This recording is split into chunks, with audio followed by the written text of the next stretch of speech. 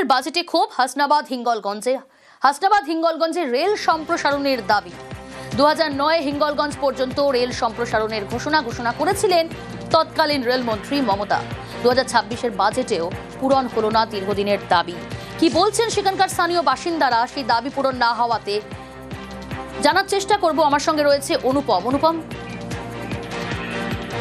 দেখো, এই যে গতকাল যে কেন্দ্রীয় যে বাজেট হয়েছে সেই বাজেটের আগে কিন্তু এই যে প্রত্যন্ত সুন্দরবন এলাকার হিঙ্গলগঞ্জ শামসেরনগর এলাকার মানুষ কিন্তু একটা প্রতীক্ষায় ছিল যে এবছর হয়তো তাদের আশা পূরণ হবে। তার কারণ 2009 সালে যখন মমতা ব্যানার্জি কেন্দ্রীয় রেলমন্ত্রী ছিল তখন তিনি ঘোষণা করেছিলেন যে একদম শামসেরনগর পর্যন্ত রেল হাসনাবাদ থেকে সম্প্রসারিত হবে এবং তার ফলে কি হবে, কয়েক লক্ষ মানুষের সুবিধা হবে। তার কারণ হিঙ্গলগঞ্জ শামসেরনগরের যে প্রত্যন্ত এলাকার যে মানুষ এই দুর্গম এলাকা পার করে সবসময় তাদের শিক্ষা থেকে শুরু করে স্বাস্থ্য থেকে শুরু করে সবকিছু বিষয়ে কলকাতা বসিরহাট তাড়াতাড়ি বিভিন্ন জায়গায় যেতে হয় এবং তাদের এমনও সময় দেখা গেছে যে তারা সকালবেলায় বেরিয়ে তারা রাত্রে ফিরতেও পারে না। কিন্তু রেল যদি সম্প্রসারণ হয় তাহলে কিন্তু এই মানুষের জীবন জীবিকা থেকে শুরু করে এই এলাকার কিন্তু অনেকটাই উন্নত হবে এবং যে কারণে এবছর তারা ভেবেছিল যে কেন্দ্রীয় বাজেটে তাদের রেলের যে আশা প্রত্যাশা ছিল সেটা পূরণ হবে, কিন্তু এবারেও তা হলো না।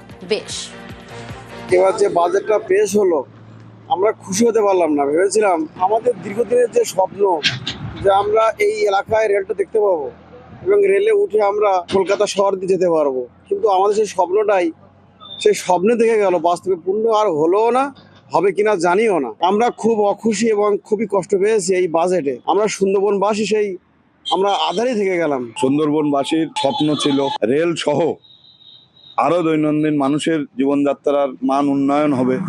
কেন্দ্রীয় সরকার অনেক প্রতিশ্রুতি রাখবে, কিন্তু আমরা কোনো প্রতিশ্রুতি পাইনি। সুন্দরবনবাসীর জন্য তারা কিছুই ভাবেননি।